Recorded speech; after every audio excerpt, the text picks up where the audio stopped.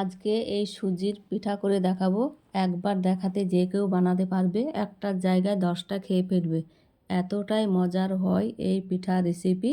চলুন দেখে নিই কীভাবে পিঠাগুলা তৈরি করি। পিঠাগুলার জন্য বাটি সুজি নিয়েছি, ওই বাটির মাপের হাফ বাটি ময়দা, 1 প্যাকেট গুঁড়ো দুধ, শুকনো উপকরণগুলা সব কিছু একসঙ্গে মিশিয়ে নিচ্ছি।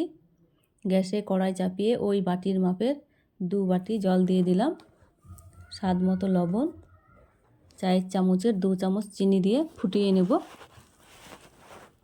চিনি ফুটে গেছে, শুকনো উপকরণগুলো দিয়ে একটা ডো তৈরি করে নেব। ভালোভাবে নেড়ে শক্ত করে নেব। ডো হয়ে গেছে, নামিয়ে নেব। নামিয়ে ঠান্ডা করে ডোটাকে 5 মিনিট মেখে নেব। আমার মাখা হয়ে গেছে। ওপর দিয়ে 1 চামচ ঘি দিয়ে ডোটাকে আবারও ভালোভাবে মেখে নিচ্ছি। ডোটা একটু নরম হবে। ডোগুলাকে ছোট ছোট করে কেটে নিলাম, হাত দিয়ে গোল গোল করে নিচ্ছি। একটা ঝুড়ি নিয়েছি, প্লাস্টিকের ঝুড়ি, তেল মাখিয়ে নিলাম ঝুড়িতে। যে গোল করে রেখেছিলাম ঝুড়ির ওপরে দিয়ে এইভাবে হাত দিয়ে চাপ দিয়ে দেব। সুন্দর একটা ডিজাইন হয়ে গেছে। আবারও একটা করে নিচ্ছি। সমস্ত পিঠাগুলা এইভাবে ডিজাইন করে নেব। আপনারা আপনাদের পছন্দ মতো ডিজাইন করে নেবেন। দুধ জাল করে রেখেছি, হাফ বাটি চিনি দিয়ে দিলাম, এলাচ দারচিনি দিয়ে দিলাম। চিনিটা গলিয়ে নেব, চিনিটা গলিয়ে রেখে দেব। ভিডিওটি ভালো লাগলে বন্ধুদের সঙ্গে শেয়ার করে দেবেন। দুধ জাল করে নামিয়ে নিয়েছি।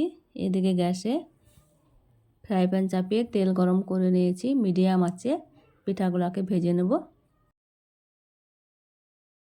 ভিডিওটি না টেনে পুরো ভিডিওটি দেখে নেবেন। ভালো লাগলে লাইক দিয়ে পাশে থাকবেন। পিঠাগুলার একদিক ভাজা হয়ে গেছে, পিঠাগুলা উল্টিয়ে নিচ্ছি। দেখুন দেখুন এত সুন্দর হয়েছে পিঠাগুলা। আমার ভাজা হয়ে গেছে, এবার তুলে নিচ্ছি। সমস্ত পিঠাগুলাই তুলে নেব। তেল ঝরিয়ে নিয়েছি, যে দুধ জাল করে রেখেছিলাম দিয়ে দিলাম। বাকি পিঠাগুলা একই রকমভাবে ভেজে নেব। পিঠাগুলা ভাজা হয়ে গেছে, আবারও তুলে নিচ্ছি। এইভাবে সমস্ত পিঠাগুলাই দুধে দিয়ে দিলাম। এইভাবে 30 মিনিট রেখে দেব। 30 মিনিট পর আবারও ফিরে এলাম। একটা বাটিতে তুলে নিচ্ছি। দেখুন পিঠাগুলা ফুলে কত মোটা হয়ে গেছে, ভেতরে দুধ ঢুকে গেছে। খেতে তো অসম্ভব মজার হয়েছে, দেখতে তো দারুণ হয়েছে। আপনারা খুব সহজেই এইভাবে পিঠা তৈরি করে নিতে পারেন।